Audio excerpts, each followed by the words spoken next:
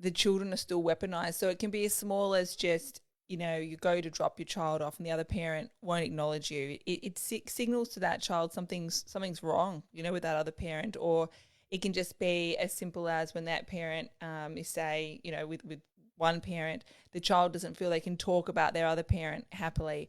But it can also be really extreme behavior, like actually stopping visitation and things like that. So other countries do have legislation to at least acknowledge this parental alienating behaviours, and we don't have it here. So, How do you acknowledge it? Like, what can you actually do about it? well, I think the first thing is to just make people aware that it's in the legislation, and if you engage in behaviours like this, which can be difficult to prove, but I think part of it is people knowing, well, it is legislated as a form of abuse, really.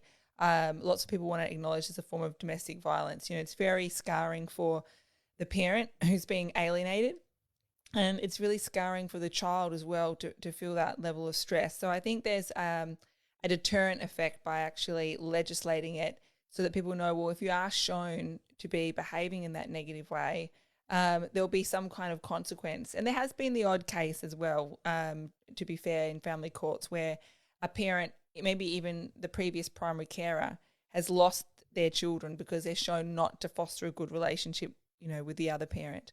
I think you've got to ask questions when a child doesn't want to go with one parent. It goes so against the natural instinct, and you know, some people say, okay, well, maybe they're not a good parent. Well, unfortunately, even when children are with not a good parent, they often still want to be with that parent. You do find that in abusive situations, the bond is so strong that unfortunately, as children, we still really tend to desire our parent. Not always, but I mean, it makes sense, right? Like, it's half our DNA. Like, it's yeah, literally our idol of what it means to be masculine or feminine. that's right. And so I just think when a child doesn't want to go with one parent, it is a little bit of an alarm bell. And I know, you know, even with my own kids, so much of it is down to each other fostering a good relationship.